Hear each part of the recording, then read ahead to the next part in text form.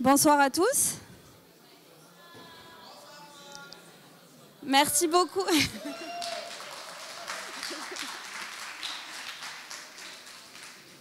Alors bonsoir à tous et merci d'être présents pour cette 4e conférence d'Impact INSA. On vous rappelle qu'il y en aura une autre demain midi pour les plus courageux d'entre vous qui auront fait toutes les conférences. Et je vous laisse avec Jean-Loup et bonne conférence.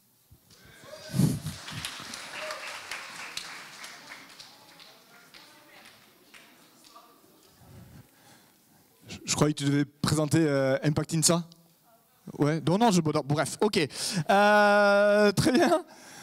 Du coup, comment ça va se passer? On va faire moi ce que j'appelle une conférence mouvementée. C'est un petit peu inspiré d'un principe qui s'appelle la conférence gesticulée. C'est issu de l'éducation populaire. En gros, l'éducation populaire, c'est une éducation parallèle au circuit institutionnel et qui a pour visée en gros une prise de conscience un petit peu politique de tout le monde. La conférence gesticulée, c'est un type de conférence où on mélange en fait les savoirs chauds, donc le savoir du conférencier, c'est-à-dire aujourd'hui moi, des savoirs, des anecdotes, les choses qui ont fait que j'ai eu l'impression de comprendre certaines choses, et des savoirs froids, qui sont les savoirs institutionnels, etc., etc.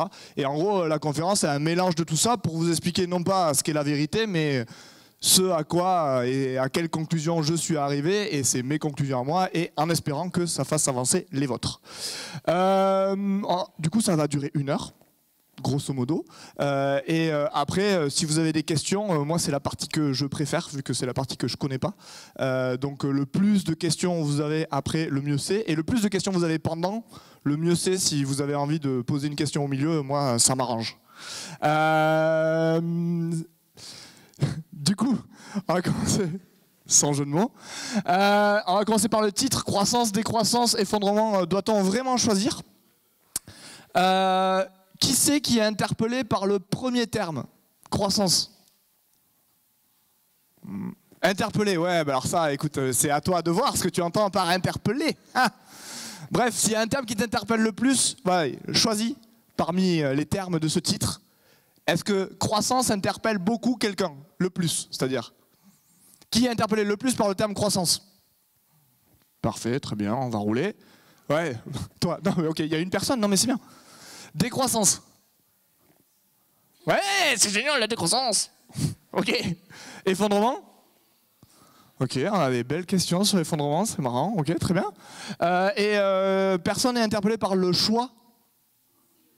Si aussi, d'accord, on hésite entre les deux.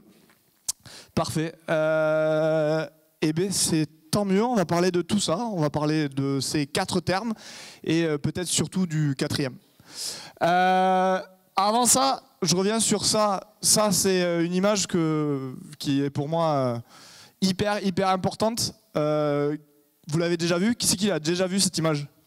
Parfait, tout le monde. Ok, alors moi, plus ça va, plus je m'aperçois qu'elle est beaucoup plus profonde que ce que je pensais au début. C'est-à-dire qu'au début, on voit l'image, on dit ok, moi j'ai le rond bleu, c'est ma projection du monde, c'est le rond bleu. Toi, comment tu t'appelles? Quentin, lui, c'est le carré orange. Et puis Quentin et moi, on n'est pas d'accord. Et du coup, moi je lui dis non, c'est rond bleu. Et lui dit non, c'est carré orange. Et on oublie qu'au milieu, il y a la réalité et on ne voit qu'une projection du monde. Très bien. Vas-y, pas de souci. La seconde profondeur de cette image, enfin que moi j'ai découvert au bout d'un moment, c'est que en fait, la réalité, c'est-à-dire Quentin le rond bleu et moi le carré orange, ou le contraire, je ne sais plus, ça fait partie de la réalité. Et il y a un moment, la réalité, c'est pas que le truc au centre. C'est aussi les 7 milliards de projections qu'on a de la réalité qui vont façonner la réalité de demain.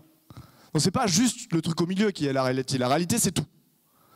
Et après, le 3e niveau de lecture où je me suis dit, ah ouais, mais en fait, c'est que quelque part, la réalité, c'est quasiment plus la projection que l'objet au milieu. C'est-à-dire, à partir du moment où vous avez 7 milliards de personnes qui pensent carré orange, la réalité de demain, ça sera carré orange. Il y a un moment, si on est capable d'échanger des billets de papier et dire ça c'est 500 € et pas prendre nos notes de l'INSA sur les billets de 500 €, c'est parce qu'on s'accorde tous à dire que ça a une valeur de 500 €. Et c'est une histoire qu'on se raconte tous que ça vaut 500 €. Donc voilà, donc ça c'est les 3 niveaux de lecture de ce schéma. Et tout ça pour vous dire que moi je vous raconte juste à mon modeste niveau, pourquoi j'en suis arrivé à penser rond bleu, en espérant que la manière dont moi je suis arrivé à dire c'est rond bleu, ou à penser rond bleu, ça vous fasse avancer vous dans votre conception du monde. C'est le seul but aujourd'hui. Ayez-le en tête quand moi je parle, mais quand n'importe qui parle d'ailleurs, hein. C'est la même histoire. Très bien. Donc l'histoire elle commence là, il y a trop longtemps, c'est très loin dans les Hautes-Pyrénées, un village des Hautes-Pyrénées qui s'appelle La Barre de Nest. Ouais, mon Dieu, une autre personne de ce village, c'est incroyable. Donc tu reconnaîtras la fameuse rue de notre village, hein, qui s'appelle Grand Rue. Grand Rue, c'est pas très compliqué. Franchement, ils ont fait un brainstorm énorme au moment de choisir les noms. Ils ont dit, ah, ça s'appelait Grand Rue. Et il y a une autre rue, comment elle s'appelle d'après vous? Non, voilà, ça c'est tout le monde. Non, là, vous êtes des moutons comme tout le monde. Non. Ça, ils ont quand même fait un brainstorming, donc ils ont dit Avenue de l'Église. Oui. Ça, c'est une autre histoire qu'on s'est racontée. Ça dure 2000 ans. Ok, donc moi je suis né avec une maladie, en quelque sorte, une maladie psychologique. J'étais certain, mais vraiment, que j'étais immortel. Alors, ne me prenez pas pour plus abruti que je ne suis. J'avais compris le concept de mort. J'étais tout à fait au courant que les autres allaient mourir. J'avais compris que mes sœurs allaient mourir, ce qui m'allait plutôt bien. J'avais compris que mes parents, etc., pareil, ça m'embêtait plus, etc. Mais moi, ça ne me concernait pas. Et je me rappelle regarder MacLeod du coup sur la 6 à l'époque et me dire mais c'est un peu une pompe lui, on lui coupe la tête et après il revit plus. Moi si on me coupe la tête, il va se passer un truc, je sais pas trop ce que c'était, mais magiquement j'allais ressusciter, etc. Donc bon, vous imaginez, le gamin est ingérable, hein, parce que déjà un enfant c'est ingérable, mais en plus quand il est certain mordicus qu'il est immortel, c'est compliqué. Et du coup, si j'ai survécu, c'est grâce à deux choses. C'est grâce à ma mère qui m'a entouré de coussins et de papier bulle pendant 7 ans pour que je survive. Et au fait qu'à 7 ans, je me suis rendu compte que j'étais mortel. J'étais là, ça y est, ok. Ah, en fait, j'ai compris. Donc ça c'est arrivé soudainement. Hein. C'est un jour, je me suis rendu compte, non, en fait, je vais mourir. Bon, la réalisation est compliquée, hein, parce que là, tu passes de immortel à non mais je vais mourir pour les milliards et les milliards et les milliards d'années. Je savais pas combien il y avait de zéro, mais ça semblait être beaucoup. Et du coup, grosse réalisation, grosse remise en question, gros changement d'habitude de tout ce que je faisais parce que j'étais mortel. Et en gros, 15 ans plus tard, je découvre qu'il y a un autre truc qui se croit immortel et qui l'est pas forcément. En gros, c'était 2007. Vous vous souvenez ce qu'il y a eu en 2007? Ouais. La crise financière. Et effectivement, la crise financière, comment? Ouais, les subprimes, etc. Et effectivement, la crise financière, ça m'a fait réaliser que le système ou que la société que je pensais immortelle l'était quelque part tout autant que moi. Et du coup, bon, déjà j'avais accepté que j'étais mortel, maintenant il fallait que j'accepte que la société dans laquelle j'allais vivre était mortelle, enfin, ça fait beaucoup de dragées à avaler. Et je voulais le dire à tout le monde. À ce moment-là, je disais à tout le monde, non mais regardez, on fait les autruches, personne ne comprend rien, personne ne veut voir le problème, personne ne veut prendre le problème à bras le corps, et vous avez vu, l'énergie, les ressources, le climat, etc., ça va pas du tout. Et si on continue comme ça, on va finir comme l'île de Pâques. Sauf que notre île à nous c'est une planète, donc bon c'est beaucoup plus classe hein, que l'île de Pâques, mais n'empêche, c'est le même principe. Donc là, je me suis dit, mais là ça continue dans des milliers d'années, il y a des archéologues qui arriveront à Paris et qui se rendront compte qu'il y a un truc immense au milieu des ruines d'une ancienne mégalopole, et qui se demanderont, mais qu'est-ce que ça foutait cet immense suppositoire au milieu d'une mégalopole? Voilà, des grandes questions quoi. Et du coup voilà, je me suis dit, mais qu'est-ce qu'on fait? Voilà. Grosse remise en question, ça faisait quelques années que j'étais ingénieur. Et du coup, je me suis dit, c'est bon, j'ai la solution, marketing de la vie simple. Voilà. Ce qu'il faut faire, c'est qu'on se motive tous à vivre plus simplement avant qu'on n'ait plus les moyens de vivre en consommant beaucoup de ressources. En gros, il faut qu'on ait envie d'avoir des téléphones tout pourris avant qu'on n'ait plus les moyens d'avoir un iPhone tous les 3 mois. Ah, c'est le marketing de la vie simple, c'est sûr, c'est ça qu'il faut faire. Pour illustrer le principe, je prends en otage mon neveu. Mon neveu, je vous présente Orso Fralacci. Donc corse par son père et par sa mère, c'est une chance. Du coup, il s'appelle Ours Mauvais Frère, si vous traduisez. À la cour d'école, c'est un caïd. Et avant d'être un caïd à la cour d'école, du coup, il est là avec sa voiture, là, McQueen. Et en fait, imaginez choper la McQueen à Orso alors qu'il l'a dans les mains. Voilà, c'est l'apocalypse. Il pleure, il se retourne et il te lance des cuillères et des chaises. Je veux ma McQueen, tu dois me la rendre, etc. etc. T'attends 2 heures qu'il ait fini de jouer avec sa McQueen, tu lui donnes un bout de carton et tu lui dis va t'amuser. Et la McQueen, tu la prends en otage pour le reste de sa vie, il s'apercevra de rien. Et en gros, c'est le même principe pour le marketing de la vie simple. Je me disais, il faut vraiment qu'on ait envie d'aller sur une vie plus sobre, plus simple, avant qu'on s'étripe à vouloir avoir envie d'une vie consommatrice de plus de ressources, etc. etc. Donc je dis, c'est bon, marketing de la vie simple, on est parti, etc. J'y crois encore fermement, hein, j'essaie de vivre simplement, mais petit à petit, je me suis rendu compte qu'il y avait d'autres scénarios, ou en tout cas, dans la projection de Quentin et d'autres, je te prends en otage, Quentin, mais il y a d'autres scénarios. Il y a des gens qui pensent encore qu'il y a différents scénarios pour demain que ce scénario de décroissance ou de sobriété, etc. Donc c'est quoi les scénarios? J'en parle vite fait. Bon, il y a l'effondrement. Bon, l'effondrement, en gros, on va prendre une définition quand même de quelqu'un qui s'appelle Yves Cochet. Hein, c'est un politique français, écologiste. Ça fait un moment que c'est un des premiers à parler d'effondrement avant que d'autres reprennent et deviennent comment dire, les fers de lance du mouvement de l'effondrement ou de la collapsologie, tel Pablo Servigne, si vous avez déjà entendu parler. Mais avant ça, il y avait un mec qui s'appelait Yves Cochet qui en a parlé et qui le définit, l'effondrement. Lui, il dit l'effondrement, c'est le processus à l'issue duquel les besoins de base ne sont plus fournis à une majorité de la population par des services encadrés par la loi. Donc pour lui, c'est ça l'effondrement. Pour lui, c'est sûr, c'est ça qui va arriver. Et en gros, l'effondrement, on peut se le décrire facile, mais c'est pas un truc hyper rigolo, quoi. Il n'y a personne qui se dit ouais, c'est génial l'effondrement. Hein. À la cour d'école, il n'y a personne qui dit plus tard je veux que ce soit l'effondrement. Enfin, c'est pas un truc hyper tendance. Hein. Et les gens qui le vendent un peu en mode ouais, mais ça va être une vie plus simple, on va se retrouver, etc. On sera moins sur Terre. Il y en a qui vivent un peu dans une sorte de fantasme de l'effondrement.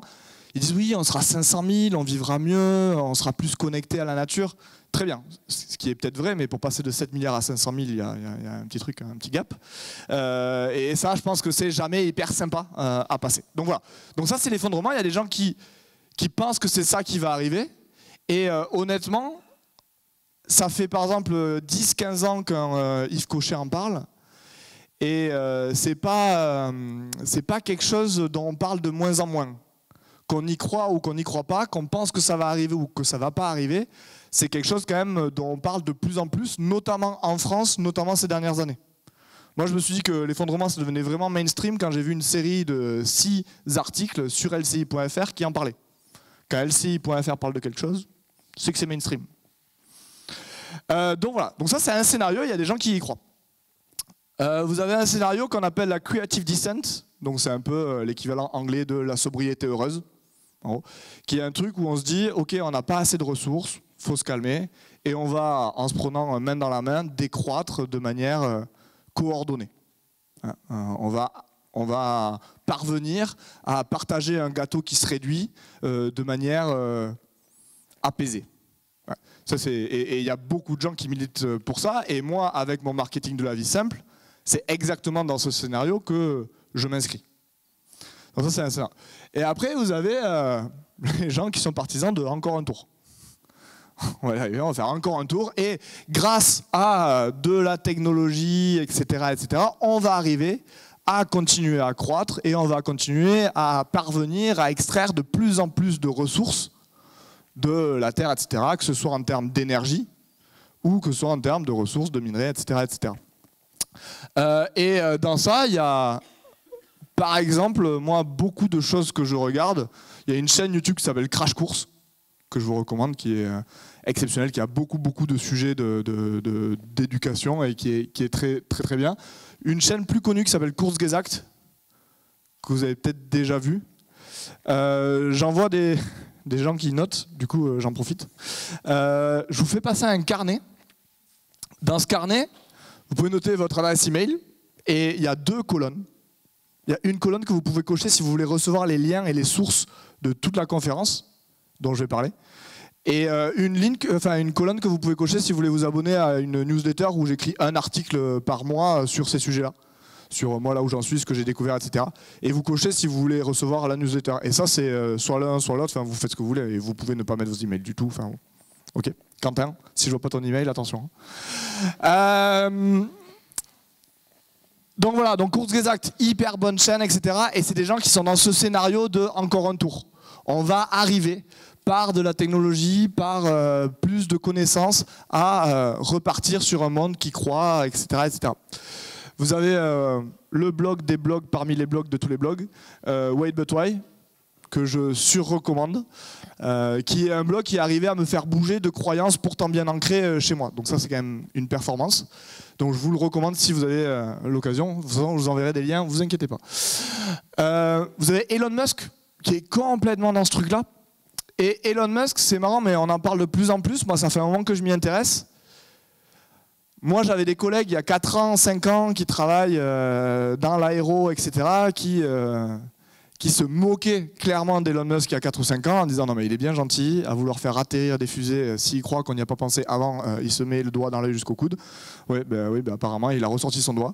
Il y arrive et il a fait mentir toute l'industrie de l'aérospatiale. Tout ça pour dire que ce mec, non seulement est intelligent, très bien, mais en plus, si vous écoutez honnêtement une interview de lui, sans juste vous focaliser sur les 10 secondes où il a fumé une latte d'un buzz et que tout le monde a parlé que de ces 3 secondes-là, si vous regardez toute cette interview-là, par exemple, Joe Rogan, Elon Musk, vous regardez sur YouTube, ce qu'il dit est ultra intelligent et surtout, c'est une des rares personnes que j'ai vues et écoutées avec une aussi belle et profonde conscience du changement climatique, par exemple. C'est quelqu'un qui a vraiment tous les éléments en main, en tout cas autant que moi, sur ce qu'on risque et les risques qu'on prend au développement qu'on a. Et pourtant, même si on partage le constat, il en arrive à des conclusions radicalement différentes. Et en regardant ça, je me suis dit, mais c'est bizarre parce que je ne vais pas non plus parier ma vie sur un concours d'intelligence avec Elon Musk. À aucun moment, je me dis, partant du même constat, si moi j'arrive à des conclusions différentes, c'est que je suis plus intelligent. Enfin, potentiellement, il y a autre chose que là, que l'intelligence qui se joue entre les différences. Parce que si c'est de l'intelligence, autant dire que je vais prendre la conclusion d'Elon Musk. Vous avez un autre garçon aussi qui écrit des choses très intelligentes, que moi je trouve très intelligentes, si vous avez l'occasion, Harari. Okay, c'est de l'anthropologie, et pareil, lui il a des conclusions radicalement différentes sur la suite des événements qu'une décroissance ou un effondrement. Donc là je me suis dit, mais c'est bizarre, il y a tous ces gens intelligents, hein, que ce soit les effondristes, que ce soit les gens qui croient en la décroissance, comme un mec qui s'appelle Jean Covici, que je vous recommande aussi de regarder, où ces gens-là, ils sont tous hyper intelligents et pourtant, ils ont tous des conclusions différentes sur l'avenir de l'humanité de demain. Et je me suis dit, mais comment ça se fait? Et un des éléments de réponse, hein, parmi tant d'autres, c'est une vidéo de Crash Course qui me l'a indiqué. C'est une vidéo en fait où ils montrent là où on en est aujourd'hui, okay, les enjeux d'aujourd'hui. Et c'est eux qui, les premiers, m'ont montré ces 3 scénarios. Ils parlent de ces 3 scénarios. Et en fait, ce qui est énorme, c'est que à un moment, ils disent, bon, ben, on choisit lequel.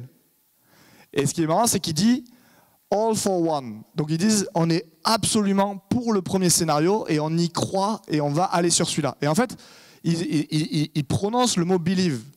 Et je pense qu'effectivement, la grosse différence, c'est qu'à un moment, il y a une partie de la réponse, c'est qu'il y a des croyances. Il y a des gens qui veulent dur comme fer, que ce soit l'un, celui du milieu ou l'autre. Et à un moment, c'est plus de la rationalité parce que, comme le dit ce bon vieux Yoda, difficult to see, always in motion is the future. Et c'est beaucoup plus sage que ça n'y paraît, dans le sens où, dès que vous avez quelqu'un, que ce soit un effondriste, ou que ce soit un Harari, ou que ce soit un Jean Covici qui vous dit demain ça sera ça, c'est problématique. On est incapable de prédire l'avenir. Alors oui, on peut dire là où on en est maintenant, très clairement, que les espèces s'effondrent, qu'il y a de moins en moins de telles espèces, que le changement climatique il est à 1,5 degré et qu'on prévoit. Oui, ça on le prévoit, c'est sûr. Par contre, quand certains vous disent c'est sûr que dans 50 ans on sera 200 000 sur la planète et qu'on aura des arcs, ça on n'en sait rien, c'est pas possible. Et l'avenir et l'humanité a aussi créé l'avenir. Vous savez, il y a cette phrase de Saint-Exupéry qui dit le but du jeu c'est pas avoir... Alors je ne sais plus la formulation. En gros, c'est notre énergie qui va créer l'avenir. Et je pense qu'il y a un peu de ça, et c'est une des grandes différences entre les gens de ces 3 scénarios. Moi, à ce moment-là, quand j'ai compris que j'étais dans une croyance, la croyance de la décroissance, on va tous, main dans la main, se convaincre d'avoir des Nokia 3310, ça m'a rappelé un repas que j'avais avec du coup, mes parents. Donc voilà, maintenant qu'ils m'avaient quasiment sauvé la vie, je leur ai expliqué la vie en disant « Non, mais l'effondrement, vous allez voir, l'énergie, vous vous rendez pas compte, votre génération, vous avez tout bousillé, etc. » Enfin, vous imaginez ce genre de discours. Et là, mon père qui me fait « De toute façon, toi, t'es malthusien. » Je fais « Malthus quoi ?»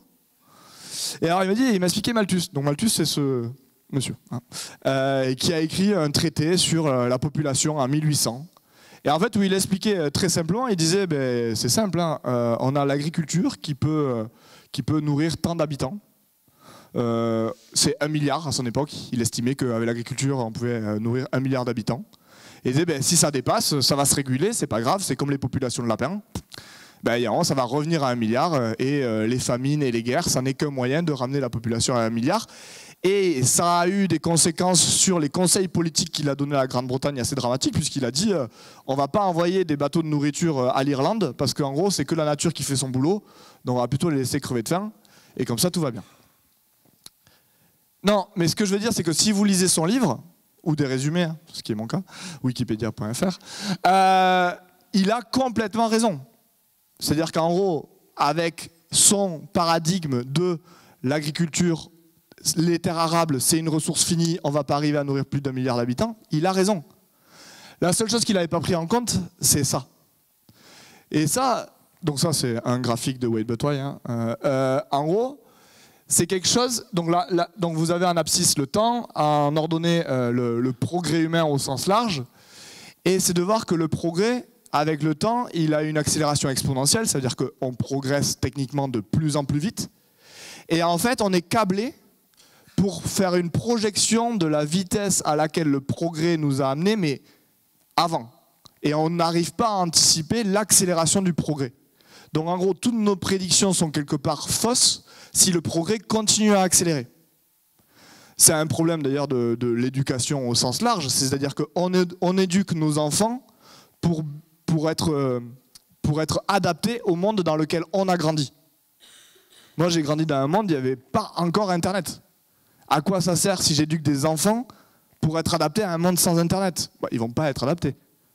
Donc, il y a un problème, en gros, où on n'est pas prêt et on n'est pas câblé pour anticiper cette accélération-là. Je vous remets un autre... Quand, par exemple, un mec comme Elon Musk parle de 1 million de personnes sur Mars, on se dit, ça, normal reality box, la nôtre, c'est les choses qui sont possibles aujourd'hui, c'est ça. Et on dit, mais Elon Musk, sa reality box, il est juste, c'est un arc-en-ciel. Le mec est complètement fou. Le mec, c'est un visionnaire, il est ailleurs. Et en fait, potentiellement, en tout cas, la vision des gens comme Elon Musk, etc., c'est de dire que non, ce qui se passe, c'est ça. C'est que eux, leur reality box, c'est les choses qui sont vraiment possibles aujourd'hui. Et la reality box des gens du commun des mortels comme moi, c'est les choses qui étaient possibles il y a 10 ou 50 ans. Donc, je dis pas, il y a des gens qui ont tort raison. En tout cas, dans la tête des gens comme Elon Musk, etc., c'est ça qui se passe. Et en gros, la croyance de Elon Musk et des gens qui croient à la croissance, c'est que on va continuer à croître et on va continuer à trouver des parades technologiques. En gros, c'est le pari de la modernité, c'est on prend des risques et on crée des problèmes qu'on ne sait pas encore résoudre, mais on a foi en demain pour pouvoir les résoudre. Et la croyance des malthusiens comme moi, à la base, c'est de se dire, non, on ne va pas prendre de risques, il y a un moment, il faut se calmer, et peut-être que le risque est trop gros. En tout cas, ma croyance, c'est que le progrès technique n'arrivera pas à résoudre les problèmes qu'on crée aujourd'hui. Et c'est ça la croyance des malthusiens, et c'est ça la croyance des effondristes, etc., etc. Qui a raison, qui a tort? J'en sais rien. En tout cas, tous les scénarios sont basés sur des croyances. Le seul truc qu'on peut dire, c'est que le risque que prend Elon Musk et le risque que prend le scénario hyper technologique de encore un tour, pour le coup, il est énorme. C'est-à-dire que là, tu risques tout. Tu risques tout et il faut aller très vite. Est-ce que ça en vaut la chandelle? Ça, c'est une autre histoire, mais quelque part, c'était la même histoire au temps de Malthus. Est-ce que ça valait la chandelle de prendre des risques, etc. À quel moment tu arrêtes de prendre des risques? Ça, c'est une question sociétale, mais pour moi, c'est ça, c'est comme ça que la question se pose. Donc là, moi je me suis dit, ok, comment je fais alors? Si je suis dans une croyance, je vais faire quoi moi avec mon râteau au milieu des vaisseaux là quand tout va décoller? Parce que moi en plus, franchement, la permaculture, le jardin, c'est pas, je fais crever les cactus, c'est pas mon truc quoi. Enfin, voilà. Non mais en gros derrière la question que je me pose, c'est si c'est des croyances et scénarios, si je veux me battre pour un meilleur monde demain, je me bats pour quoi? Parce que certes, la croissance pour la croissance, c'est complètement débile. Mais la décroissance pour la décroissance, c'est au moins aussi con. Et la question que je me pose, du coup, c'est pourquoi on se bat si on part du principe que moi, je ne suis pas certain du monde de demain, mais je suis certain que je veux mettre mon énergie au service d'un monde que je pense meilleur. Du coup, c'est quoi là? Enfin, je la mets où, mon énergie? Et du coup, je vais vous apporter mes éléments, ma réponse à moi. Alors, déjà, il y a ce monsieur qui s'appelle Bergson, qui est un philosophe français qui fait des pavés que j'ai pas lus, mais j'ai lu les résumés d'un autre philosophe des années 60 qui s'appelle Jacques Ellul, qui a beaucoup parlé de technologie. Je vous conseille et je vous enverrai des liens. Et en gros, ce monsieur, il a dit un truc qui est hyper intéressant, c'est la technique, elle nous a apporté un supplément de puissance qu'un supplément d'âme n'est pas venu compléter. Il y a d'autres phrases qui disent ça. Hein. Il y a Jean Rostand qui a dit « La science a fait de nous des dieux avant de faire de nous des humains ». Et là, il y a un truc très vrai, c'est que je pense que quel que soit le scénario de demain, on a un peu un truc où on a beaucoup plus de puissance aujourd'hui qu'aucune génération avant. Et on n'a aucune, ou quasiment très peu, de capacité à maîtriser cette puissance. Enfin, aujourd'hui, il y a un mec avec 2 tweets, il est capable de mettre la Terre dans une guerre absolue. Vous avez la capacité de prendre un avion et d'aller à 200 km, enfin, à hyper loin, hyper vite, hyper souvent pour pas cher. Enfin, vous comparez ça au niveau de vie de Louis XIV, vous êtes plus riche que Louis XIV, vous avez plus de capacité à changer le monde qu'un mec comme Louis XIV.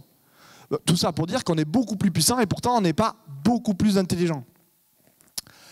Et je pense que une des choses qui nous manque, c'est cette capacité-là.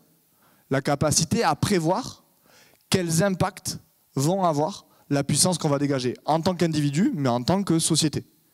Il nous manque, quelque part, ce supplément d'âme dont Bergson parlait. Alors, il était catholique, donc il a un truc un peu religieux, mais en gros, c'est juste un supplément de conscience, un supplément de capacité à connaître les impacts qu'on aura. Et ça nous manque parce qu'aujourd'hui, quand je suis allé acheter ces chaussures à Quechua à 10 €, à aucun moment, j'ai senti ou pris conscience des conditions de travail des 2 personnes qui ont perdu 2 bras en faisant mes chaussures, des conditions de travail des marins qui ont apporté ça, de la pollution qu'a fait le bateau qui a transporté mes chaussures. Là, j'ai pas cette conscience-là, j'ai pas ce supplément d'âme-là. Donc ça, c'est le premier truc que je pense pour lequel il faut se battre, quel que soit le scénario de demain, c'est gagner ce supplément d'âme-là. Et ensuite, donc du coup, ça c'est se projeter dans l'avenir. Qu'est-ce que va donner ce qu'on est en train de manipuler aujourd'hui? Il y a une autre phrase aussi que j'aime beaucoup, c'est l'homme sait souvent ce qu'il fait, il sait très rarement ce que fait ce qu'il fait. Et ça, c'est la même chose, c'est-à-dire que c'est toujours de ça dont on parle, c'est il faut que individuellement et collectivement, on arrive un petit peu plus à se projeter dans les conséquences de ce qu'on fait. Et après, l'autre truc, c'est se projeter dans le pourquoi on fait ce qu'on fait. Il faut arriver, et je pense que c'est un supplément d'âme aussi, de conscience, à savoir pourquoi on court après ce après quoi on court. Construction. Ça, c'est Harari qui en parle, et je trouve ça très très bien. Il parle de pourquoi, d'après vous, dans toutes les banlieues américaines, tous ont un carré d'herbe sans clôture devant leur maison. Donc tout le monde, une banlieue américaine, vous regardez Desperate Housewives, c'est exactement ça, vous avez des carrés de pelouse devant chaque maison. Le même carré de pelouse. Pourquoi, d'après vous, il y a ce carré de pelouse devant chaque maison aux États-Unis?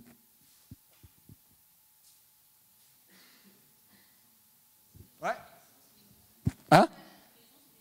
Alors, effectivement, il y a forcément du mimétisme social, on est d'accord. Mais à la base, parce que tout mouvement social, toute mode, il y a une origine à la base.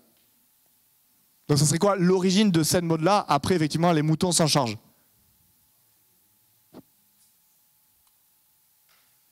Ouais. Pour pouvoir montrer sa tondeuse. T'as vu ma tondeuse, un tracteur énorme.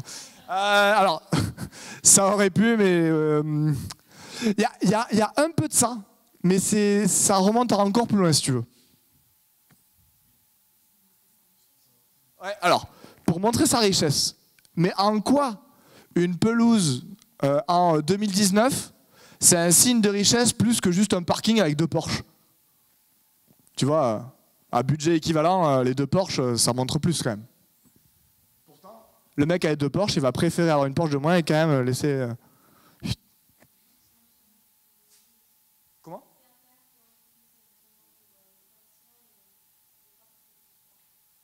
Ouais, alors, c'est lié à ça, mais en fait, historiquement, ça vient en France, quand tu avais des châteaux où, à l'époque, tu pouvais payer des esclaves ou entretenir, parce que tu ne les payais pas, hein, tu entretenais des esclaves, en gros, à entretenir ton jardin et que décorativement.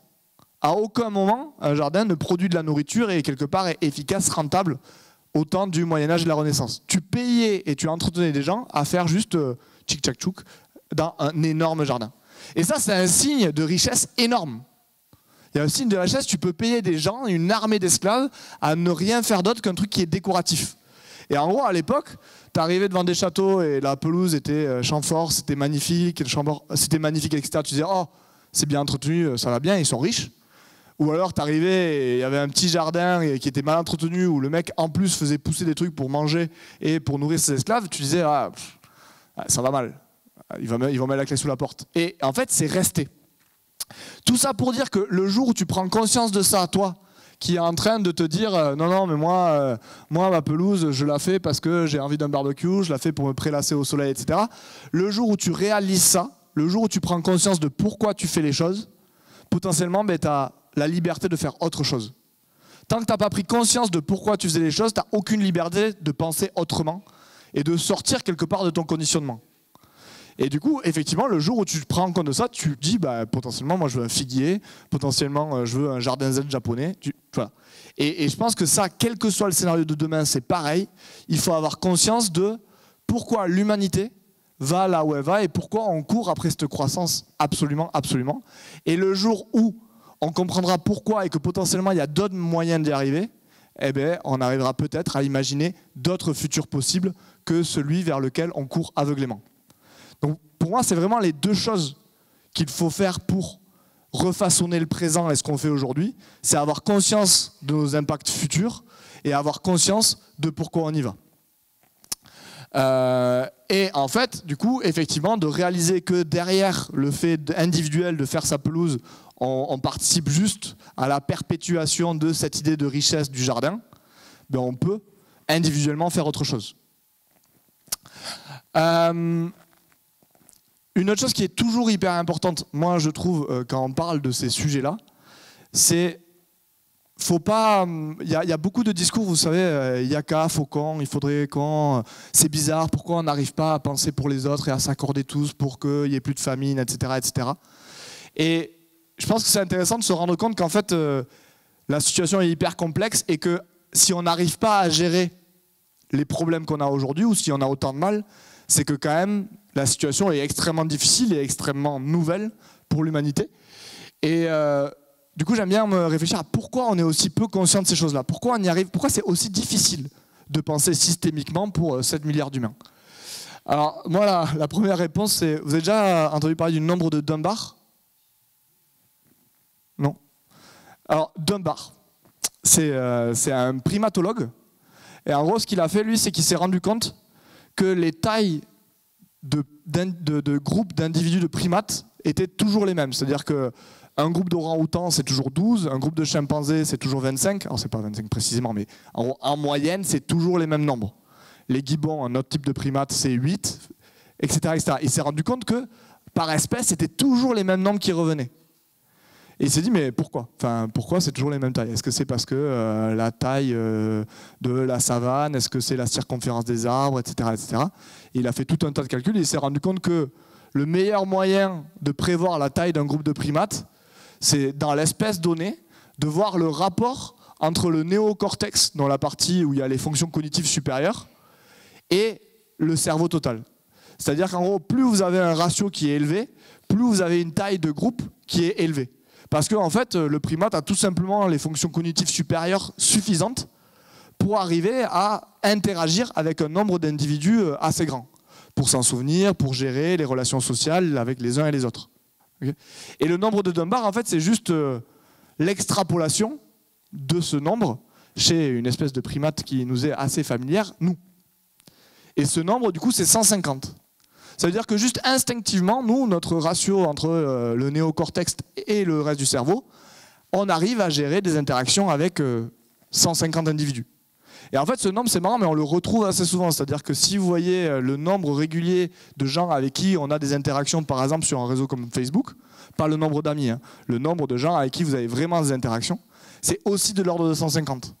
Si vous regardez la taille des guildes dans les jeux de réseau, apparemment, hein, j'ai pas fait l'étude, mais je vous mettrai le lien, c'est aussi 150. C'est un nombre avec lequel on a instinctivement, il y a un fonctionnement de groupe qui fonctionne. Quand vous êtes à 150, vous savez que si vous mettez une tarte à votre voisin, vous savez qu'il va vous la rendre dans 2 semaines, donc du coup, vous vous contrôlez avant de lui mettre. Okay. Quand vous achetez des chaussures qui sont faites à l'autre bout du monde par quelqu'un que vous n'allez jamais voir, vous vous en fichez de ces conditions de travail, et c'est normal, on a été développé et on est câblé pour s'en ficher, ou pour ne pas prendre en compte cette information. Qu'est-ce qu'il y a? J'entends un truc rigolo, du coup, tu le diras après. Tout ça pour dire, effectivement, il y a un truc, c'est qu'on est limité, en fait, par ce nombre-là. Et c'est quelque part ça qui explique que c'est aussi dur pour nous de prendre en compte des impacts long terme sur un groupe qui est beaucoup plus gros que 150. C'est-à-dire que nous, c'est très difficile. Et du coup, ma mère qui jardine et qui fait des trucs très bien pour tout le monde, pour le village, etc., qui va économiser l'eau pour la rivière du village, etc., ok. Par contre, elle n'a aucun problème à brûler du plastique parce que quand tu brûles du plastique, ça fait une flamme bleue et que la flamme bleue, elle est quand même très jolie. Et que t'as beau lui dire Noël après Noël, maman, les papiers cadeaux en plastique, les brûle pas, parce que le changement climatique, etc. Elle te dit ah, t'es encore malthusien, oh là là là, ça fait une flamme bleue, c'est joli. Et elle continue. Et vous vous moquez de ma mère déjà, ça c'est pas sympa. Et après, deuxièmement, mais c'est le cas de tout le monde. C'est exactement ça qui se passe. C'est éviter le crash écologique et sauver l'humanité. On a l'information. Et pourtant, maintenir son confort de vie, ça nous fait hésiter. On sait pas trop. C'est le nombre de Dunbar. C'est-à-dire que nous, les impacts, pour l'instant, on les voit pas. Sur nos 150 privés, on les voit pas, etc., etc.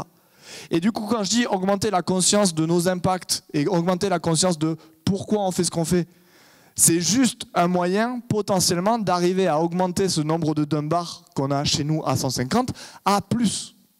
Idéalement, à 7 milliards. Et vraiment, je pense que c'est ça le but. Mais maintenant, ok, qu'est-ce qu'on peut faire? Du coup, moi je pense vraiment que le but, c'est effectivement participer à augmenter la conscience individuelle et collective. Et par conscience, je veux dire 3 choses. Conscience de nos impacts, conscience de pourquoi on fait ce qu'on fait, en tant qu'individu et en tant que société, et surtout que ces 2 connaissances-là, elles se transforment en action.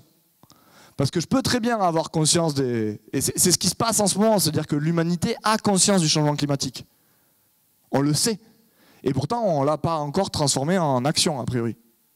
Et là, ça me fait penser vraiment, vous savez, c'est comme si on tombait, on voyait le sol s'approcher, et à aucun moment, le cerveau est capable de dire tes 2 bras, c'est pratique.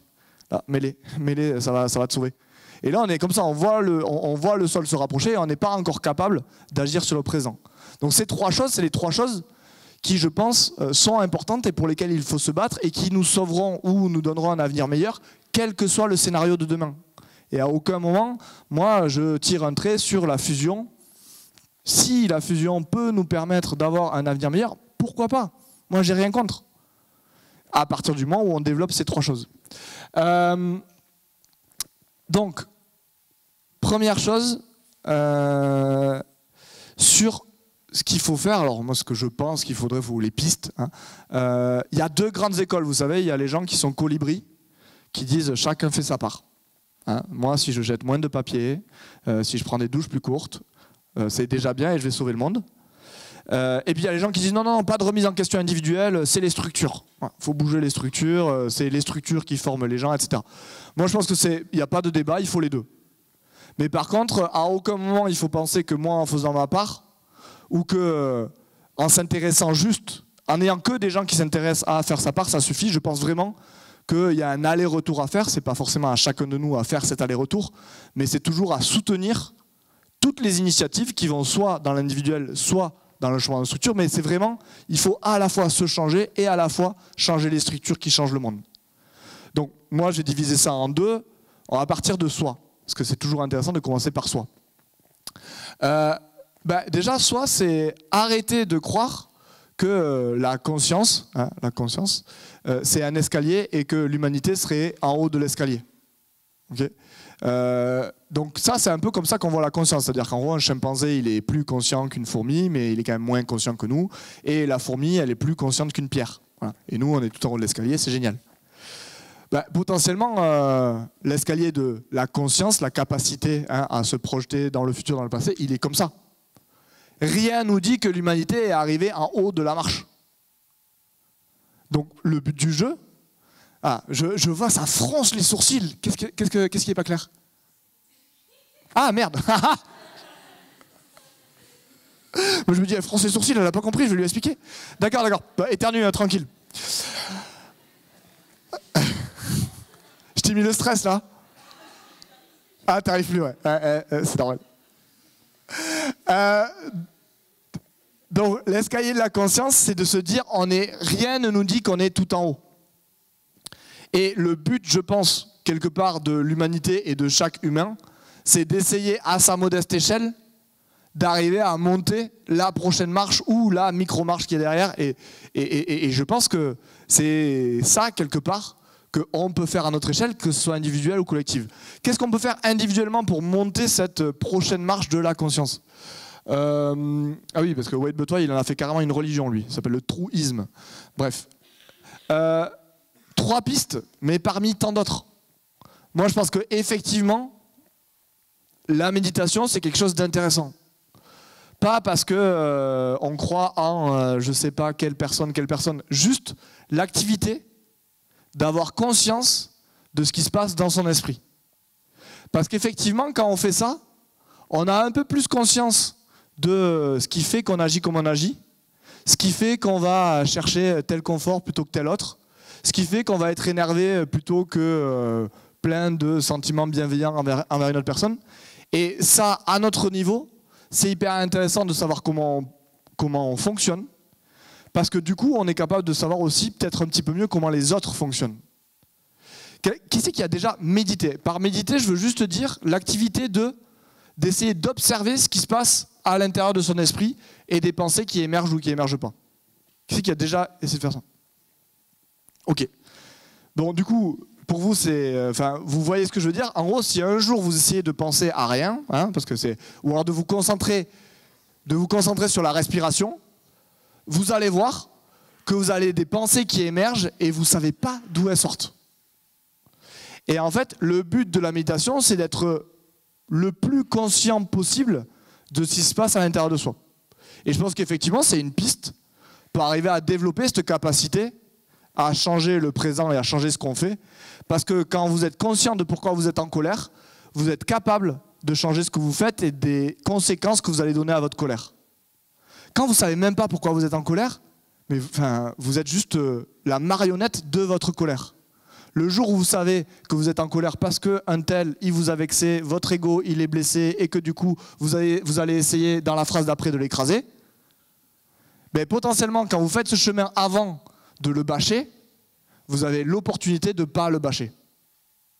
Et ça, vous pouvez le faire que quand vous êtes conscient de ce qui vous amène dans les états émotionnels auxquels vous arrivez. Et je pense que la méditation est une des manières de faire ça. Le sujet qui peut-être me passionne le plus, moi, je pense que si on veut développer notre conscience de ce qu'on fait, il faut qu'on se batte absolument contre quelque chose qui s'appelle l'économie de l'attention, et qui fait qu'aujourd'hui, il y a une guerre permanente dont on est encore une fois les marionnettes pour notre attention. La personne qui l'a le mieux décrite, vous savez, c'est le directeur de TF1 qui à l'époque avait dit « Le métier de TF1, c'est vendre des secondes de cerveau disponibles humains à Coca-Cola ». Ça, c'est le métier de TF1, mais c'est le métier de tout ce qui vous vend de la pub et de tout ce qui est gratuit. Tout ce qui est gratuit sur Internet, c'est parce que, vous savez, vous avez sûrement entendu, vous êtes le produit. Donc si vous ne payez pas, c'est que c'est vous qui êtes le produit. Et ça, il faut voir que c'est une guerre dont on n'a pas conscience et dont on est les jouets en permanence.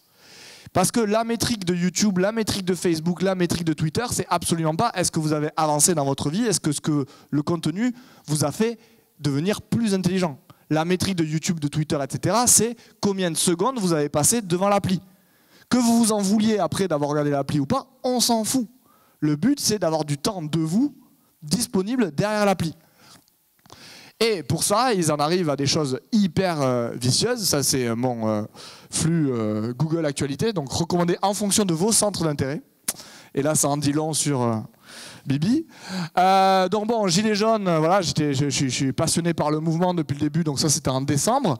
Jean Lassalle, voilà, j'ai une petite lubie pour les grandes sorties de Jean Lassalle, voilà. Et aussi étrange que ça puisse paraître, c'est vrai que Laetitia Hallyday, depuis le truc de Johnny, j'avais fait un article sur Johnny Hallyday et depuis c'est devenu un truc où je clique, qu'est-ce qui se passe avec Laetitia Hallyday, voilà, on a tous des lubies comme ça un peu bizarres, et Google le sait et du coup il n'est pas là pour m'apprendre des trucs, il a dit juste ouais, Laetitia Hallyday, il aime bien, on va lui montrer, paf, et je clique, parce que la métrique c'est est-ce qu'il clique? Ben oui, il clique, donc on va continuer à lui en délivrer. Et on est les jouets de ça, et on s'en rend même pas compte. Et pour ça, il y a vraiment l'économie d'attention, c'est juste à quel point l'industrie, ces industries-là, arrivent à utiliser les neurosciences en notre pour nous hacker le cerveau sans même qu'on s'en rende compte. Et c'est pour ça que les applis sont conçues pour être de plus en plus addictives, et que c'est de plus en plus difficile de s'en détacher parce que en gros, notre cerveau, c'est le même cerveau qui fonctionne à 150 personnes et qui est un cerveau de chasseur-cueilleur et qui n'est pas prévu pour résister à une petite application qui fait ding-ding avec des trucs rouges. Ah, on dit rouge, attention, danger, on clique. Ça, c'est un autre truc qu'ils avaient fait que je trouve hyper intéressant, c'est qu'ils avaient donné à des utilisateurs d'iPhone, en gros, toutes les semaines, il leur demandait à quel point les gens étaient satisfaits de telle ou telle appli. Et ils se rendent compte simplement que les applis sur lesquelles les gens ont passé le plus de temps, c'est aussi les applis que les gens regrettent le plus d'avoir utilisées. Par contre, les applis que les gens sont le plus contents d'avoir utilisées, c'est aussi les applis sur lesquelles les gens ont passé le moins de temps. Vous savez, c'est comme si vous demandez aux gens quelle est la meilleure chaîne de télé. 90% des Français disent Arte. 1% d'Audimat. Voilà. Logique. Mais après, c'est vraiment, c'est cool Arte. Hein. Par contre, Hanouna, qu'est-ce qui me fait marrer? Voilà. Donc, voilà, ça... Non, hop, autre chose. Donc, premièrement, ok, méditation, c'est un truc. Deuxièmement, combattre absolument pour arriver à regagner la souveraineté de notre temps et arriver à s'extraire de... en gros, à arriver à extraire du temps à soi, pour soi, au temps imposé par la société. Il y a vraiment imposé par ces sociétés en l'occurrence. Troisièmement, après, je pense qu'on ne s'en sortira pas sans des réformes ou une autre manière de s'éduquer, d'apprendre, de s'instruire. Et un truc aussi contre lequel il faut se battre, c'est en fait la capacité qu'on a, et la capacité qu'a notamment Facebook, à entretenir nos croyances. En gros, si vous êtes de droite, vous avez un mur Facebook de droite. Si vous êtes de gauche, vous avez un mur Facebook de gauche. Et même ça va plus loin, c'est si vous avez Google et que vous êtes connecté sur Gmail en même temps, quand vous tapez une requête, vous avez des réponses qui vous correspondent. C'est vraiment comme si vous alliez sur Wikipédia et que vous aviez en gros un article de Charles de Gaulle en fonction de si vous êtes de droite ou de gauche.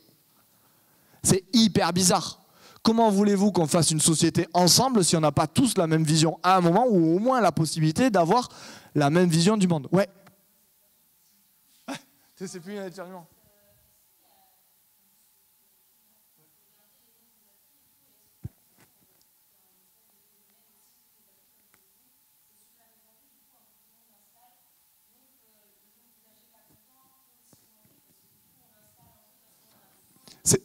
Ouais.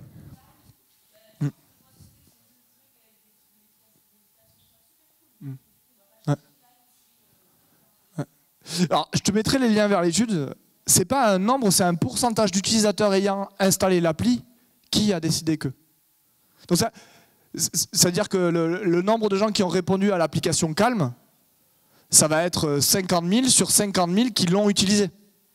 Donc c'est le pourcentage d'utilisateurs qui a utilisé l'appli pendant cette semaine qui estime en avoir été content. Ça, je suis d'accord avec toi. Hein.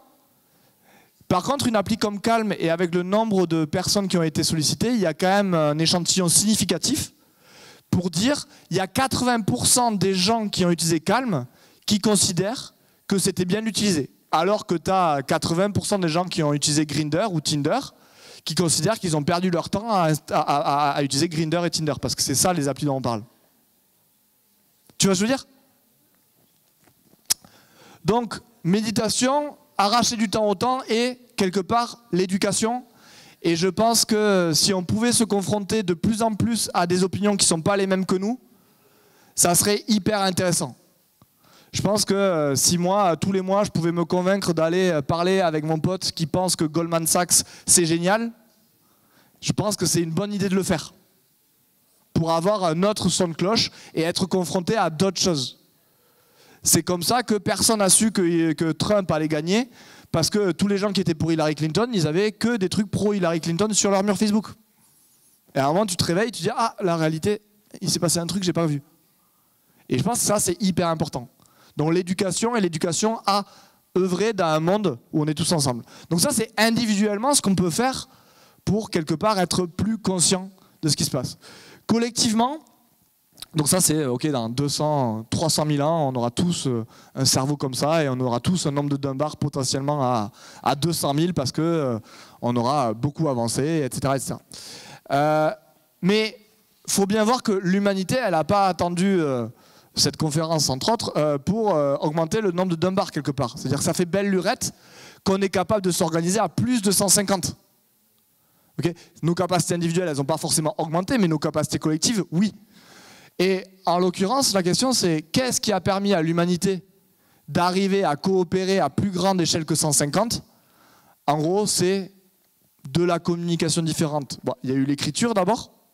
Okay, donc ça, c'est la tablette de Rosette. Hein, donc c'était des cailloux, donc ça pesait un petit peu lourd. Donc on a inventé un truc qui était un peu plus léger. Après l'imprimerie, etc. Okay, parce que la Bible, c'est sympa à recopier à la main, mais avec l'imprimerie, c'est quand même plus pratique quand on veut passer à une autre échelle de diffusion. Très bien. Après, on a eu le télégraphe, le téléphone, très bien. Et maintenant, ça, c'est quoi, par exemple? Ouais, les réseaux neurones. Et ça, c'est quoi? Toi, tu l'as dit, je crois. Ouais, ouais. En gros, c'est pas les neurones, c'est Internet. Et je pense que effectivement, donc ça c'est une carte de toutes les adresses IP d'Internet en 2015.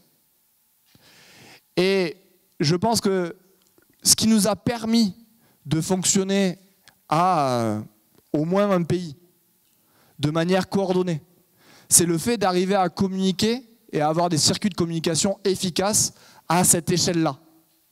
Et c'est vrai qu'aujourd'hui, on a un moyen de communiquer au niveau du monde entier qui est énorme, qui est Internet. Et donc je pense que sociétalement, un des grands combats, c'est de faire en sorte que Internet, ça soit un petit peu, comme notre cerveau. En gros, que ça soit qu'on ait la capacité de communiquer et de se coordonner tous ensemble grâce à Internet. Et du coup, un truc contre lequel il faudrait vraiment lutter structurellement, c'est la capacité d'Internet à faire des îlots de pensée. Et ça, vraiment, un combat sociétal pour demain qu'il faut qu'on mène, c'est la capacité qu'aurait Internet à être notre cerveau à tous demain. Mais si dans ce cerveau, vous avez l'hémisphère gauche, l'hémisphère droit, et que ces deux hémisphères, ils ne se parlent pas parce qu'on est tous dans des îlots de pensée différents, ça ne peut pas marcher. Donc il y a une sorte de combat structurel où on doit se combattre notamment pour la liberté d'information sur Internet, parce que en gros, si on veut augmenter le nombre de Dunbar à 7 milliards et qu'on veut arriver à coopérer tous ensemble, il faut qu'on ait un cerveau global qui fonctionne. Et si on a des îlots dans tous les sens, ça ne peut pas fonctionner. Et si on veut être plus conscient demain et arriver à coopérer et à faire des choses de manière coordonnée à 7 milliards, on est obligé d'avoir un Internet qui fonctionne et un Internet libre où l'information n'est pas biaisée et l'information est quelque part partagée entre tous. Parce que ce qu'on a de plus proche d'un cerveau global, c'est quand même Internet pour l'instant. Et en fait, du coup, pour moi, le but du jeu, c'est ça. Le but du jeu, c'est comment on redéfinit le progrès. Pour le progrès, ça ne soit pas juste de l'innovation, genre ça c'est nouveau, c'est génial, c'est le progrès. Et non pas ah ça c'est plus simple, donc c'est génial, c'est le progrès aussi. C'est comment on redéfinit le progrès pour que notre étalon de mesure, ça soit est-ce que cette avancée-là, elle nous fait avancer vers plus de conscience de pourquoi on en est là où on en est, de quel impact peut causer ce qu'on est en train de créer, et est-ce qu'on arrive à le faire tous ensemble. Et il y a plein de gens qui disent oui, mais à 7 milliards, c'est pas possible. 7 milliards de personnes qui se racontent la même histoire, c'est pas possible. Parce qu'on n'est pas câblé pour. Sur ça, il y a quand même un argument que moi je trouve très bon, c'est de dire le principe d'un pays, c'est quand même pour l'instant d'arriver à coopérer à des millions de personnes.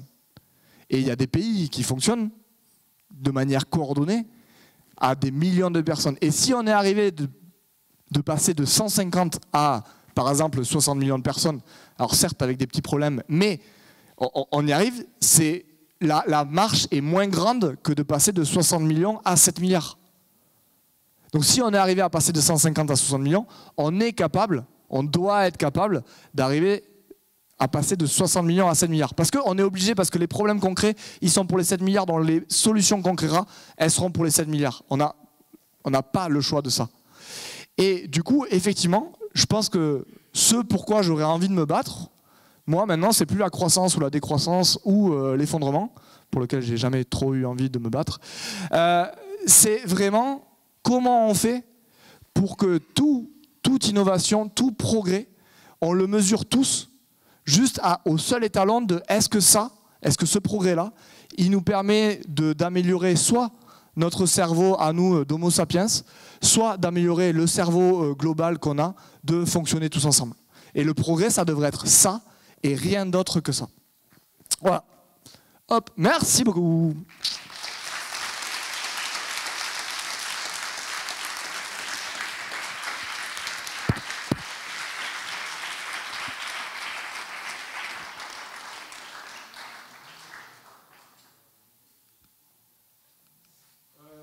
Si vous avez des questions, et après en bas c'est la première. Ouais, ça s'appelle la préabière, le blog. Hein? C'est retenu, ouais, c'est facile à retenir, c'est un peu fait pour ça. Ouais, si vous avez des questions, allez-y, je suis hyper preneur. Il y a une question là-bas. C'est bien, c'est à l'opposé, Pauline. C'était le but. Si la prochaine question peut être par là.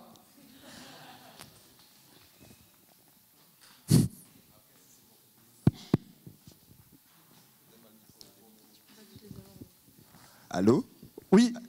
Moi j'ai une question parce Ouais. qu'on parle de sensibiliser tout le monde. Ouais. On parle que tout le monde soit conscient.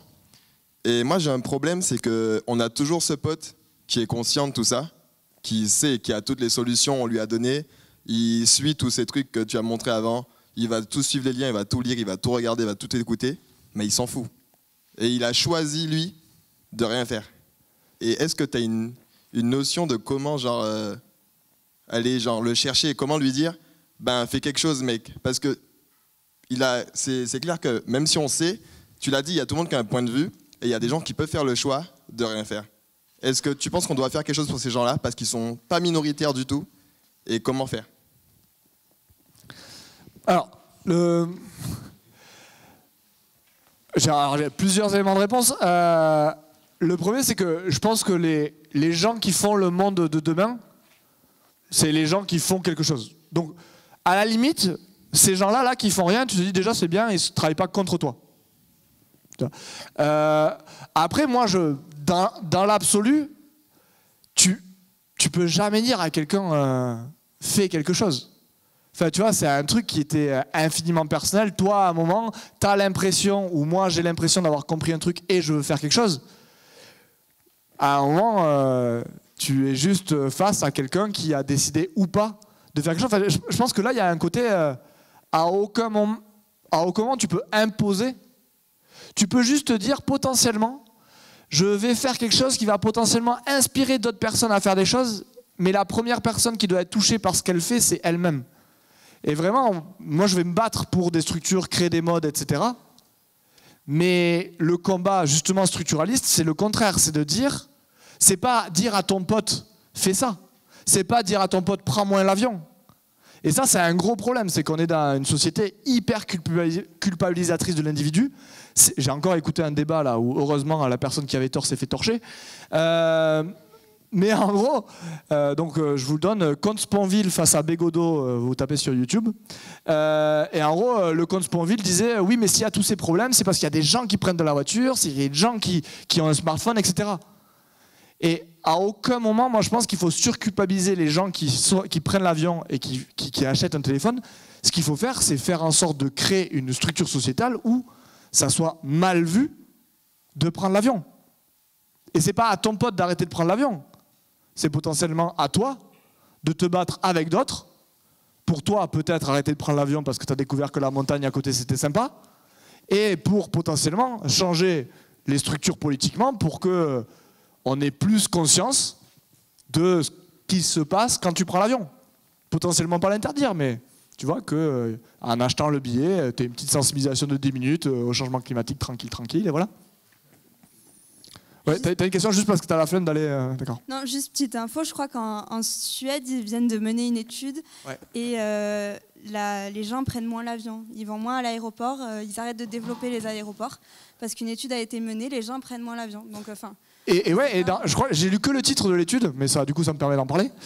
Non, mais le titre que j'ai lu, c'est, il disait, ça devient uncool de prendre l'avion. C'est non seulement les gens le prennent plus, mais ils le prennent pas parce qu'en fait, ça devient pas cool, et notamment parce que tu as une petite fille de 14 ans qui dit oh là là, c'est etc. Greta Thunberg là, qui a remué quelque chose qui était déjà là, mais elle a participé à ça. Effectivement, ça c'est un truc, rendre pas cool les comportements inconscients, je pense que c'est un sujet.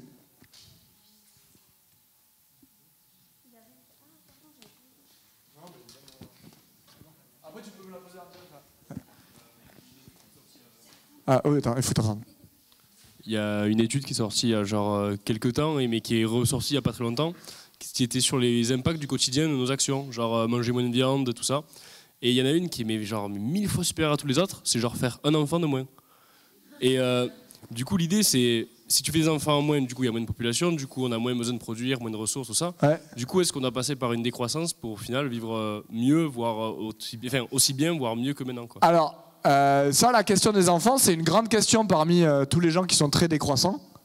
C'est effectivement, t'as quelques gestes écologiques contre-intuitifs ou contre-espèces, si tu veux. C'est le fait, par exemple, de ne pas avoir d'animaux domestiques. Hein, sans aller jusqu'à l'enfant, ne pas avoir d'animaux domestiques, c'est quand même, en termes de changement climatique, très intéressant. Parce que les animaux domestiques ont un impact carbone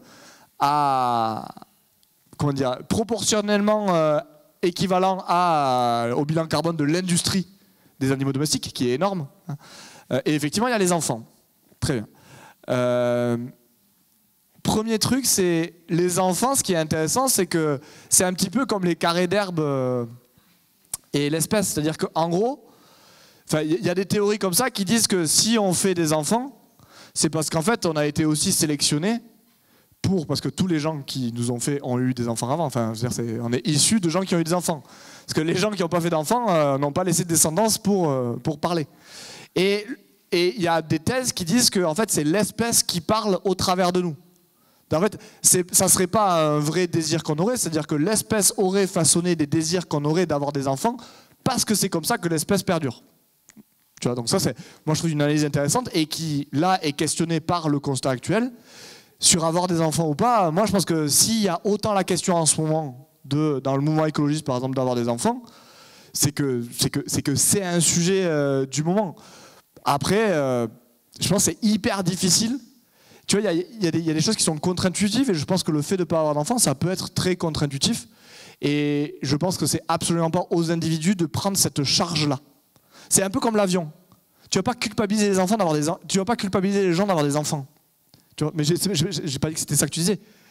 Mais effectivement, je pense que de répandre ce chiffre-là, que le meilleur éco-geste que tu puisses faire, c'est pas avoir d'enfant, c'est quelque part mettre le problème et pointer du doigt la mauvaise chose. C'est pas ça le problème. Le problème, c'est pas trop d'enfants. Tu vois ce que je veux dire?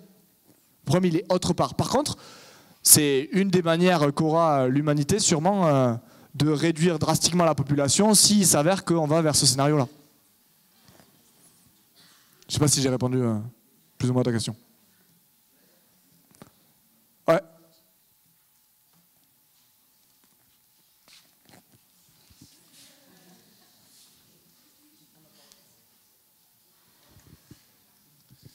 Alors, tu nous as beaucoup parlé à la fin du cerveau collectif et de la conscience collective et de l'hyperconnexion des acteurs et tout ça. Mais moi, j'ai du mal à comprendre pourquoi on a besoin de tout ça, en fait. Pourquoi on ne pourrait pas imaginer un fonctionnement avec des petites communautés, enfin, toutes les démarches de circuit court, de relocalisation qu'on voit, pour moi, ça va dans ce sens-là. Et le message que tu as à la fin, pour moi, c'est un peu tout l'inverse.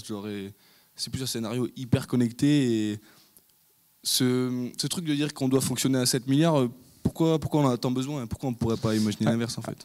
Alors, non, mais attention, je suis hyper d'accord avec ça aussi. Moi, à la base, je suis dans ce mouvement de pensée-là. Okay, de revenir à des choses plus simples, etc. Je suis hyper d'accord.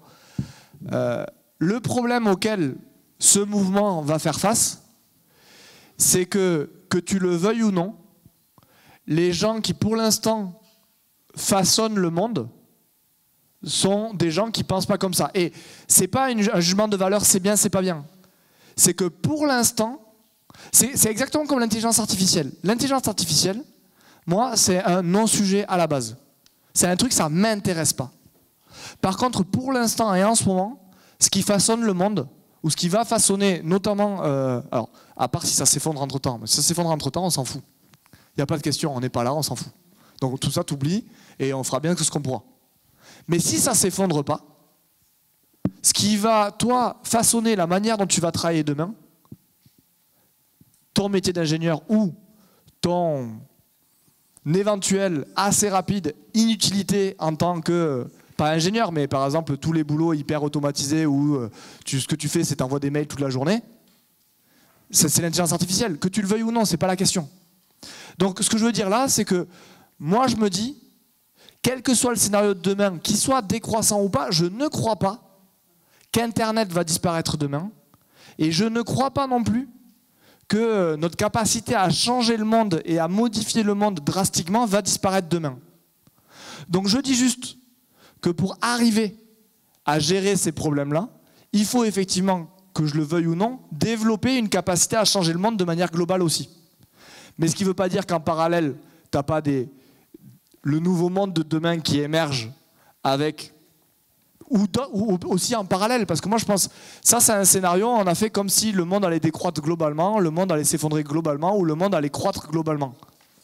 C'est pas comme ça que ça va se passer, je pense, en vrai. C'est-à-dire que les scénarios, ils sont pas monolithiques. Tu vas avoir peut-être des zones. Ce que je veux dire, c'est, je me dis, dans le monde de demain dans lequel je trouve qu'il est intéressant de penser, il y aura encore Internet. Donc comment on fait pour que cet Internet soit le support de choses qui soient bonnes, pas à mon sens, mais qu'au moins les gens qui participent à cet Internet, ça soit le bon depuis leur... Parce que c'est toujours pareil, il ne faut jamais dire ça, moi je veux que le monde il aille là demain ou pas. Ce que je pense, c'est comment on fait en sorte que l'intelligence collective demain juge, elle, ce qui est bon. Et moi je me dis juste, effectivement, comment prévoir et structurer un Internet pour pouvoir faire ça demain. Pour que demain, les gens, nos enfants, nos petits-enfants puissent décider, ou nous aujourd'hui, puissent décider ce qui est vraiment bon pour eux. Voilà. Mais je vois ce que tu veux dire, je dis juste que, en fait, il y a un côté, l'histoire elle va dans un sens, et le but, pour moi, hein, c'est de faire en sorte que, en dehors de mes croyances, je participe à un truc qui me semble le bon. J'espère que j'ai répondu. Moi, j'aurais juste deux petites remarques. Ouais. Juste, on a bien compris tes trois scénarios qui se basent sur des croyances. Je trouve que, je prêche pas pour ma paroisse, hein, je suis pas spécialiste de ça, mais l'effondrement, il y a différents mouvements, et c'est pas non plus la caricature du demain Babylone faillite, tout est fini. Il y en a beaucoup qui disent aussi que c'est quelque chose qui se fera par palier, structurellement, sans qu'on ait l'impression de perdre ce confort. Et c'est justement, je pense, pour ça que l'idée remonte en ce moment. C'est parce qu'on commence à avoir ceux qui ont lu Comment tout peut s'effondrer, c'est des éléments factuels qui appuieraient une sorte d'effondrement lent. Donc ça, c'est mon premier point. Ouais. Et mon second point, c'est plutôt, quand tu dis par exemple, moi je crois que Internet ne va pas s'arrêter, encore une fois, ça commence par croire, donc on est toujours sur une croyance et pas vraiment une réponse à mon sens. Et surtout, tu as bien dit au début que tout le monde était d'accord sur le bilan, et le bilan, il est quand même sur le problème énergétique, et Internet est foncièrement, fondamentalement lié au problème énergétique. Donc en fait, toutes les solutions dont on nous parle, finalement, font abstraction au final du bilan initial qui est problème de ressources, problème d'énergie, problème de biodiversité, problème d'espace, problème de surpopulation. Alors, du coup, 3 éléments de réponse. Enfin, à tes remarques, hein, tu ne les as pas formulées comme des remarques, comme des réponses, comme des questions, mais hein ah oui, croyance, oui, très clairement, mais c'est pour ça que je parle de croyance, c'est pour ça que j'assume et je dis je crois que. Il n'y a pas, tu vois, mensonge sur la marchandise. Et effectivement, je pense que moi, j'ai envie de réfléchir. Il y a un domaine dans lequel je trouve ça intéressant de réfléchir. D'autres domaines, comme je te le dis, on verra bien. Tu vois, je pense que c'est des choses qui sont très difficiles à réfléchir que qu'est-ce que je fais si il y a un effondrement rapide. Sur les effondrements, effectivement, alors moi j'ai lu Comment tout peut s'effondrer. Je suis intéressé par des. Je pense que Pablo Servigne, justement, fait partie pas des meilleures versions de la collapsologie. Je pense que si tu veux. Enfin, moi je trouve qu'un mec comme Vincent Migneron, qui a fait une conférence à Sciences Po il n'y a pas longtemps, a une version de l'effondrement qui me correspond plus. Et si tu me demandes qu'est-ce que je pense en termes de probabilité de scénario, je pense que l'effondrement a des bonnes chances. Okay. Factuellement, tu lis Harari, tu lis les chiffres d'un Elon Musk, tu lis les chiffres d'un Kurzgesagt, tu lis les chiffres de n'importe quelle personne qui va te faire la promotion de la croissance, il a des choses factuelles à dire aussi. Notamment le fait que tu me parles, tu me dis il y a des problèmes, etc. Oui, il y a les ressources, oui. De la même manière, si je te retéléporte dans la manière de penser en 1800, les phrases que tu viens de prononcer, tu remplaces ressources énergie par ressources de terre arable, Malthus te dit la même chose. Malthus te dit exactement la même chose, tu remplaces juste tout ce que tu as dit, tous les termes de limite dont tu parles par terre arable, juste, la technologie a permis de dire les ressources arables ne sont plus la limite. Je ne dis pas qu'aujourd'hui on a la solution à la pénurie énergétique. Absolument pas. Effectivement, je pense que c'est le nerf de la guerre. Et je pense que notamment Internet, c'est une manière de coordonner, mais coordonner pourquoi? Notamment, je pense, pour arriver à résoudre le problème énergétique. Parce que si on a plus d'énergie, on reporte les problèmes. On arrive à... Parce que l'énergie, c'est le changement du monde. Donc si on arrive à changer le monde de manière encore drastique, on arrivera à gérer les conséquences des problèmes qu'on a créés aujourd'hui. Et pour l'instant, on n'y est pas. Mais rien ne te dit que demain, on n'arrivera pas, par exemple, à maîtriser la fusion. Je ne dis pas que c'est le cas, je ne dis pas que ce n'est pas un risque énorme. Je dis juste que dans le mode de pensée d'un Elon Musk, son raisonnement se tient. Et tu auras beau opposer toutes tes croyances et tous tes chiffres de l'effondrement, le mec il te dira non mais en fait, ok, mais moi je veux croire au fait que l'humanité arrive comme les 500 dernières années à relever le défi et à prendre le risque. Je ne dis pas qu'il a tort ou qu'il a raison. Je dis juste que lui et ses tentatives, pour l'instant, vont changer le monde, vont modifier ta capacité à toi à faire ton chant avec tes 100 copains. Et ça ne veut pas dire qu'il ne faut pas faire le chant avec tes 100 copains. Ça veut dire que dans ma réflexion, moi, j'essaie d'inclure ce que va faire la branche Elon Musk de l'avenir. C'est tout. Et en gros, l'histoire décidera. Mais mon but, ce n'est pas de dire d'encourager l'un ou l'autre, c'est de dire qu'est-ce que je peux encourager comme manière de réfléchir aujourd'hui qui fasse que dans n'importe quel scénario, ça soit une version peut-être plus juste de n'importe lequel de ces scénarios qui adviennent. Moi, s'il y a l'hypercroissance qui marche, ça ne me dérange pas. Si on arrive à trouver la fusion et que par miracle, en 10 ans, on arrive à changer tous les processus industriels pour que tout tourne avec de... J'en sais rien. Non, ouais, je te sens sceptique à cette éventualité et je comprends bien ton scepticisme. Mais ce que je veux dire, c'est je veux que si c'est ce scénario qui advienne, ça soit peut-être une manière plus égalitaire de répartir ce scénario. Bon, après, je rends le micro, je ne veux pas monopoliser le débat du tout, mais c'est plus que ce que tu dis, je suis d'accord, Elon Musk, le génie, tout ça, mais à chaque fois, c'est juste une limite. On a dit les limites. Le bilan, c'est les limites. Et du coup, c'est pas la constellation des solutions, c'est par miracle, la fusion, ok. Par miracle, je sais pas, moi, le fit va nous délivrer de... Voilà, alors c'est une limite. Ouais, je suis d'accord avec toi. Du coup, je réponds. Non, mais c'est intéressant. Je pense que c'est un des centres du débat, donc je suis content qu'on l'ait. Ça me fait penser, vraiment... En gros, on voudrait qu'il y ait un endroit où il soit plus sain d'arrêter la machine. Et ça me fait penser vraiment aux Amish ou aux Mormons, qui disent la technologie, jusqu'en 1883, c'était bien. Et après, on n'utilise plus.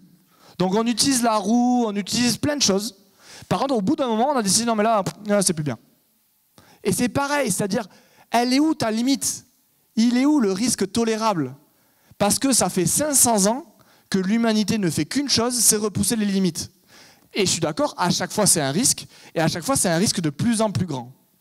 Par contre, il va falloir qu'on s'accorde tous ensemble, les 7 milliards, pour dire là, c'est la limite de trop. Peut-être. Peut-être. Peut-être. Et je pense qu'en fait, c'est pas l'humanité qui va décider si c'est la limite de trop. C'est les faits.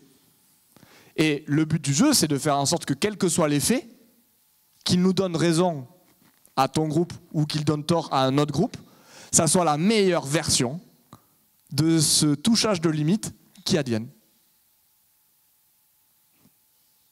C'est ma réponse.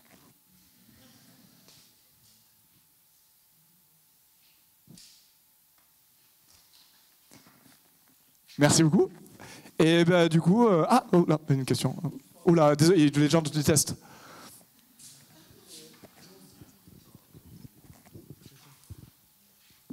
Juste par rapport à tous les, surtout la vision de rassembler tout le monde, d'essayer d'avoir, sur tout ça en fait, c'est pas une vision qui reste assez occidentale, et d'essayer de voir comment, avant d'arriver à ça, de voir comment on peut regrouper déjà toutes les autres parties du monde qui peut-être n'ont pas justement ces problèmes-là et qui ont sûrement d'autres problèmes que de connecter tout le monde ou que d'avancer, qui n'ont pas internet, qui n'ont pas de téléphone, qui n'ont pas de. Alors c'est très vrai, tout ça c'est très occidentaux-centré. D'ailleurs, une des critiques de la collapsologie ou l'effondrement, c'est que c'est très occidentaux-centré. Il y a des gens pour lesquels ça s'est jamais construit. Donc l'effondrement... Ouais, ce serait un peu leur demander avant qu'ils puissent y arriver, de leur enlever quoi. Ah, ça c'est effectivement une des grandes critiques du développement durable. Moi, je pense par contre que si nous, avec notre niveau de confort, on n'est pas capable d'essayer d'initier cette dynamique et de nous remettre en question nos modes de développement et tout ça, on n'a pas grande chance d'arriver à convaincre les autres de faire la même chose. Mais si nous, à un moment, on ne fait pas ce travail, qui le fera? Donc on a une responsabilité en tant que société développée, au moins de prendre un peu de temps pour y réfléchir.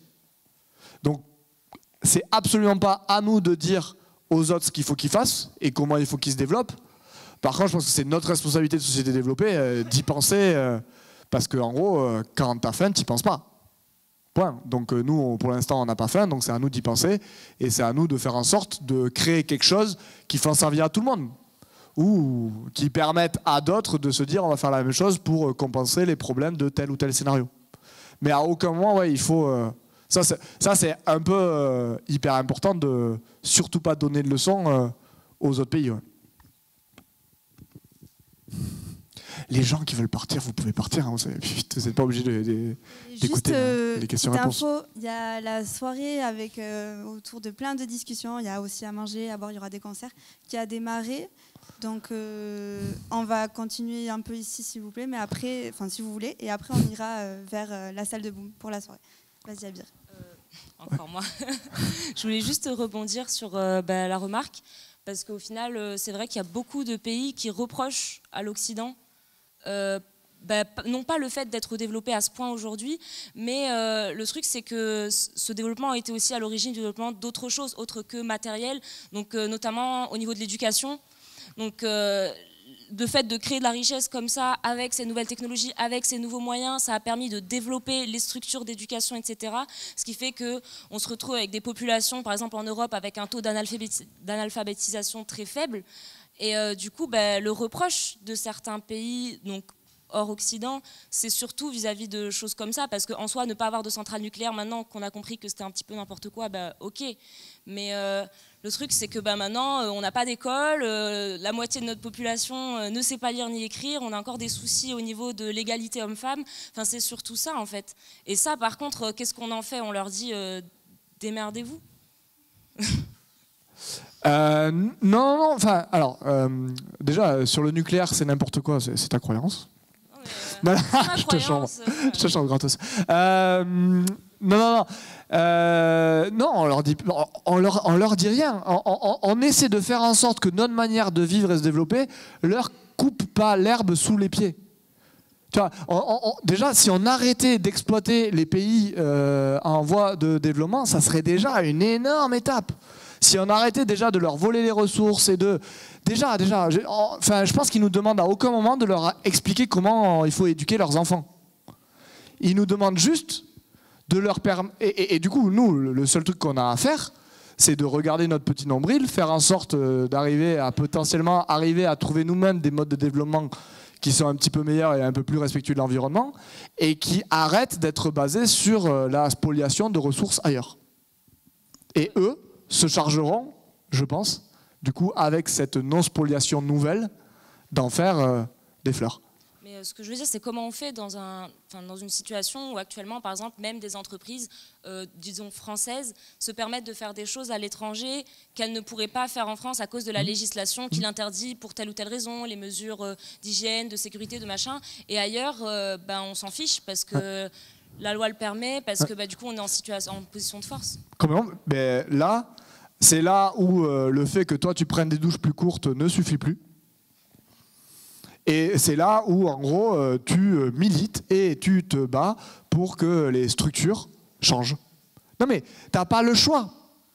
C'est pas toi et ton comportement individuel qui va changer ça.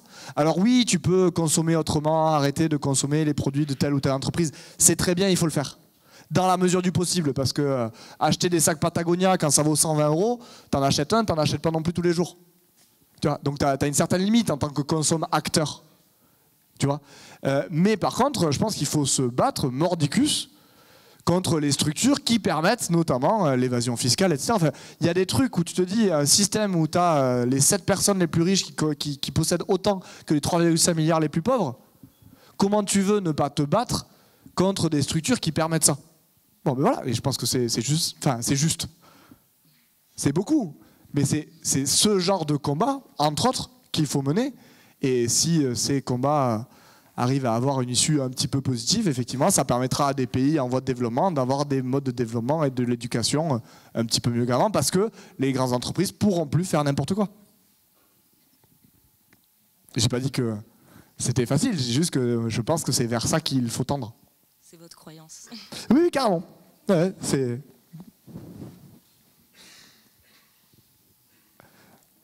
Merci. Et merci beaucoup et bonne soirée. Merci d'avoir été là.